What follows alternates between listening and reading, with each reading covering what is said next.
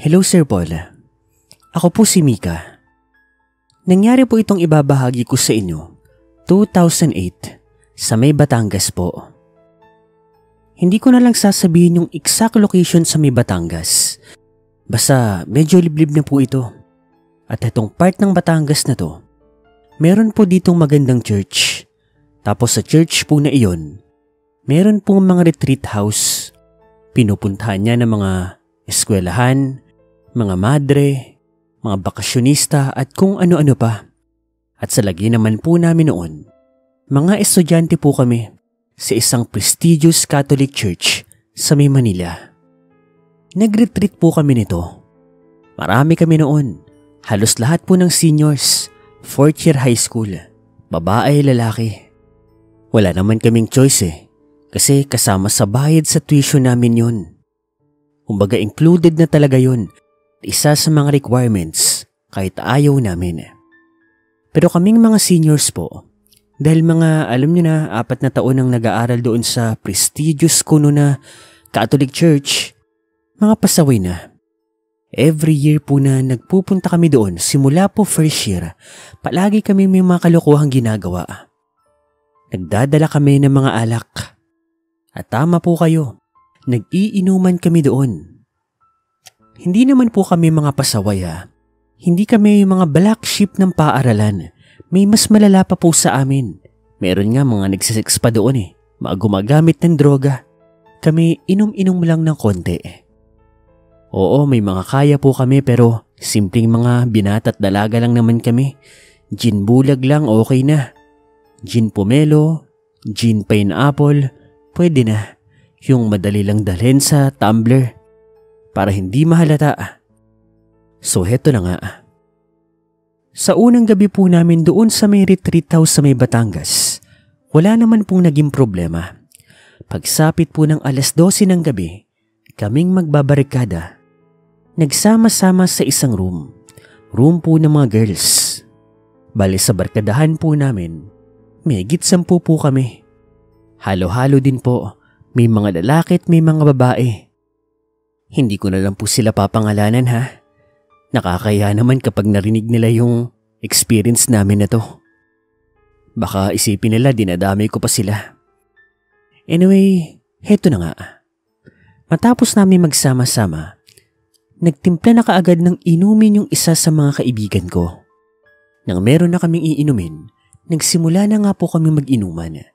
Tahimik lang kami at nagbubulungan kasi baka marinig kami ng mga faculty. Ng mga madre. May pari nga rin ata doon Mahirap na. Maya-maya, may nag-open up po na isa sa mga kaklase ko.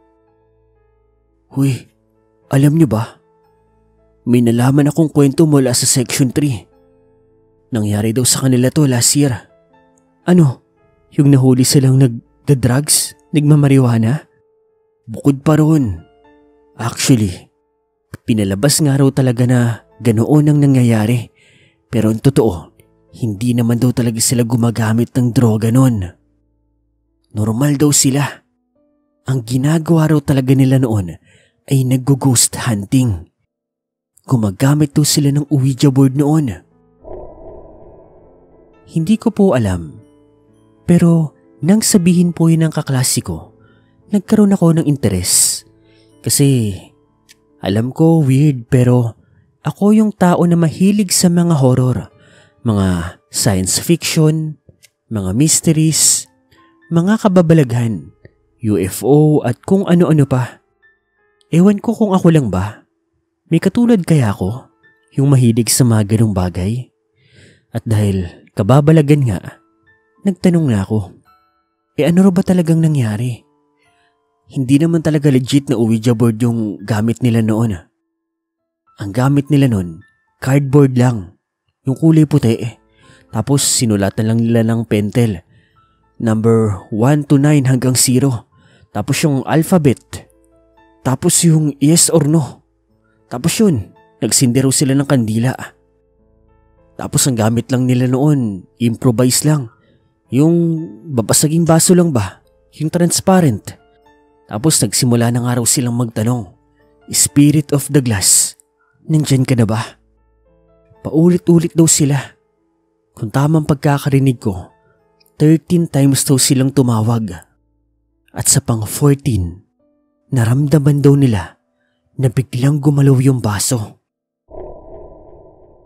Natakot daw sila pero yung iba daw natatawa kasi baka pakanalang ng mga kasama nila. Pero alam niyo ba yung sumunod na nangyari? Dahil yung iba ay natakot na, kumalas na daw yung kalahati doon sa may baso. Tapos syempre nagkalasa na sila. Pero maya-maya, yung baso raw gumalaw na mag-isa papunta sa yes. At pagkatapos nun, bigla daw nabasag yung baso. Parang sumabog daw ng mag-isa. At doon daw sa pinakasulok ng kwarto, sa pinakamadilim, nakita daw nila na merong isang babaeng madre na bigla na lang daw lumitaw. Doon na daw sila nagsisisigaw. Tapos dumating na nga raw yung faculty, yung mga madre, yung bantay ng retreat house na to. Sinabi nila yung nangyari. Ganito, ganyan, ganito. Pero wala daw naniwala sa kanila. Ang pinalabas na lang daw ng buong school. Nagchochongkay sila. Marijuana. Sino ba naman kasing maniniwala? Kaluluwa ng madre? Ouija board na improvise? Kaya nga pansin nyo, di ba? Hindi naman sila na-kick out. Detention lang tsaka suspension. Usually kapag drugs, matik termination na kagad, di ba? Pero tignan nyo, ganun lang yun nangyari. Kasi nga, kinausap sila lang din.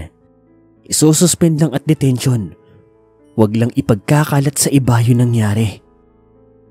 Lahat kami ay seryoso. Tahimik lang na nakikinig doon sa aming kaklase. Nang maya-maya, sa kabilang room po, bigla kaming nakarinig na mga sigawan. Miski nga kami napasigaw na rin, takot na takot. Karipas kami ng takbo lahat. May nagtapo ng alak, may nagtapo ng mga pulutan, tapos kanya-kanyang balik sa mga kwarto.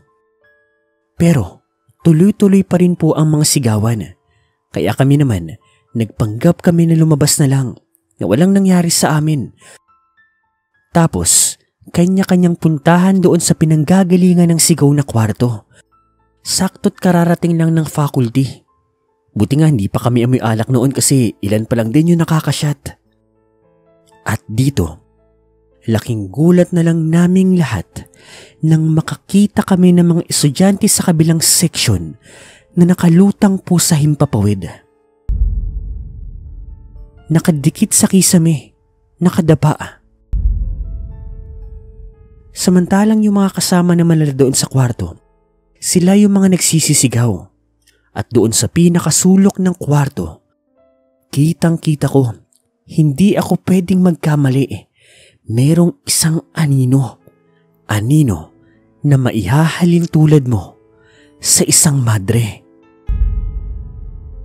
Lahat kaming mga nakikiusyoso, pinilayo, pinabalik sa kanya-kanya naming mga kwarto.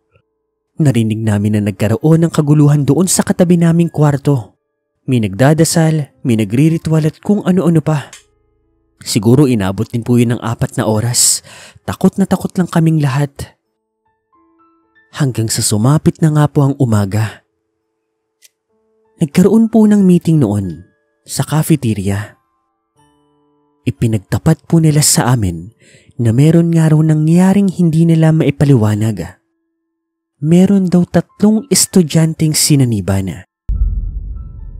Yung 2 daw ay okay na, pero yung isa, nasa critical condition, nasa ospital na. Wala daw talaga silang balak aminin ang lahat na nangyari, pero since maraming nakakita, inamin na nga nila ang lahat.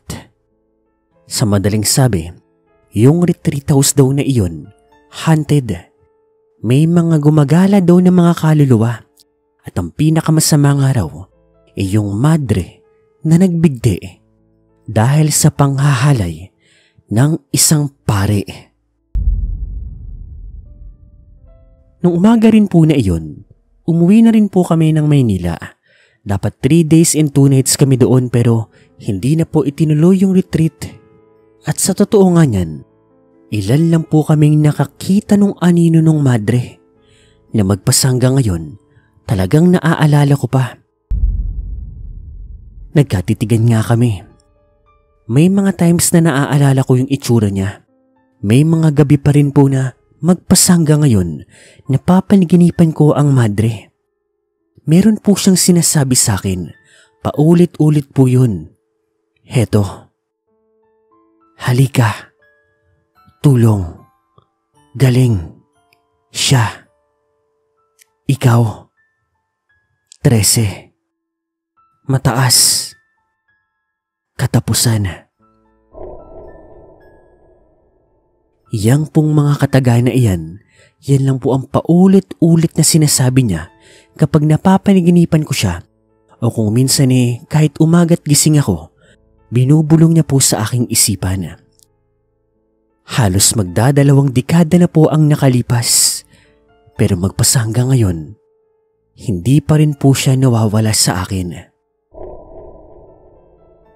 Ngayon kaya po ko sumulat sa inyo ay para magtanong, ano po bang pwede kong gawin? At may makakatulong ba sa akin na maintindihan kung ano ang pinapahiwatig niya? Dahil sa totoo lang, nanghingi na rin po ako ng tulong sa mga ilang espiritista, mga albularyo at kung ano-ano pa. May sumusubok sumagot. Pero sa totoo lang, feeling ko, hindi ko pa rin nakukuha ang gusto kong kasagutan. Kayo po mga kapansit, mga ka-Dear Sir Paul, palagay po ninyo, ano nga kaya ang gustong sabihin sa akin nung madre doon sa retreat house sa may Batangas?